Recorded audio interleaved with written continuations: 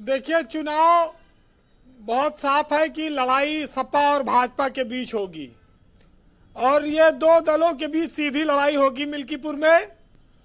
और सीट एक है, लेकिन पूरे प्रदेश में इसको जीतकर एक संदेश देना है और देश में भी देना है जी।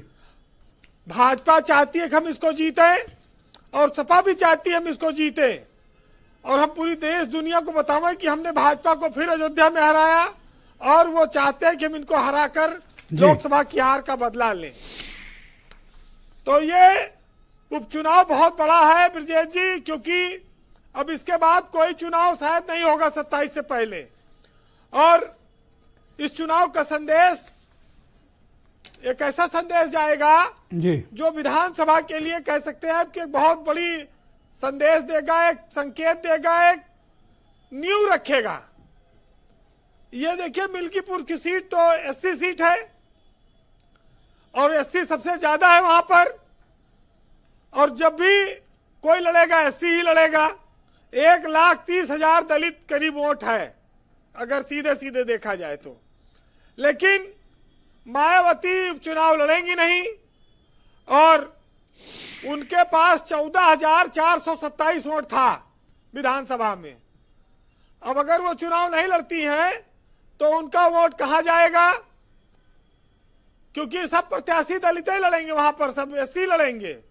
ऐसा नहीं कि कोई सवाल लड़ेगा तो दलित उसको ना दे। हर पार्टी की मजबूरी है। सपा का घोषित है, भाजपा का अभी नाम घोषित नहीं हुआ है। लेकिन आप ये देखिए कि राम मंदिर का निर्माण होने के बावजूद लोकसभा का चुनाव भाजपा हार गई। पूरे देश में एक हल्ला मच गया और वो दर्द इतना बड़ा था कि काफी दिनों तक सोशल मीडिया से लेकर हर जगह चलता रहा। भाजपा तीसरी बार केंद्र में सरकार बनाने में कामयाब हुई, लेकिन जश्न मनाने में बड़ा टाइम लगा उसके लिए। यह अयोध्या के कारण ही था।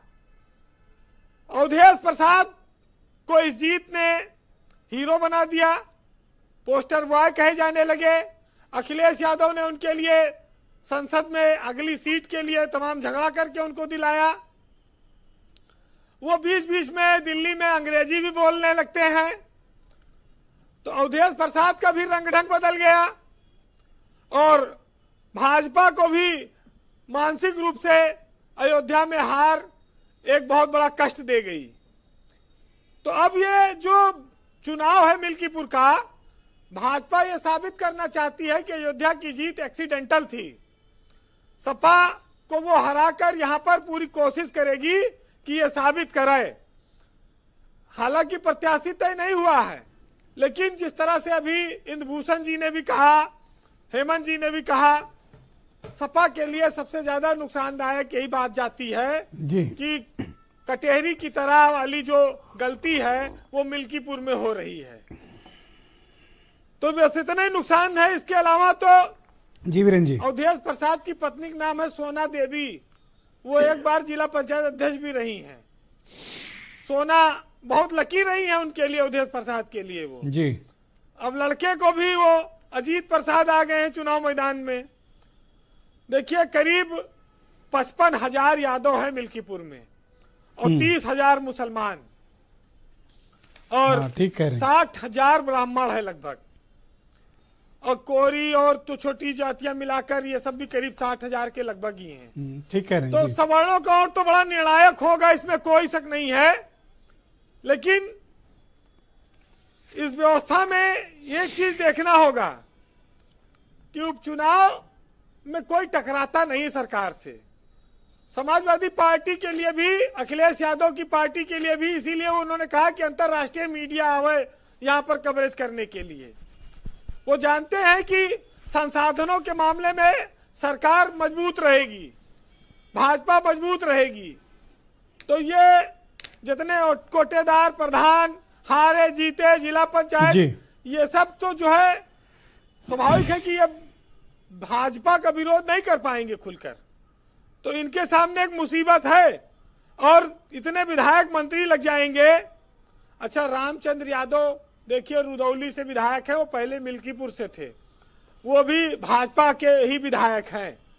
मिल्कीपुर से वो चुनाव जीते हैं 2 बार तो उनका भी अपना एक वोट बैंक है। अब उसमें वो कितना वोट ला पाएंगे अलग बात है जी।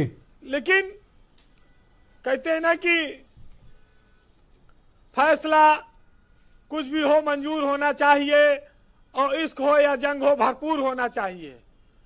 तो इस बार भरपूर जंग देखने को मिलेगी क्योंकि ये प्रतिष्ठा का चुनाव है योगी आदित्यनाथ की सरकार के लिए। 6 मंत्रियों की ड्यूटी लगाई जा चुकी है, मुख्यमंत्री फिर कल जा रहे हैं। तो स्वाभाविक है कि बीजेपी अयोध्या की हार का बदला लेने के लिए परेशान है, कोशिश करेगी, वो किसी भी हालत में इस चुनाव को लूज नहीं करेगी।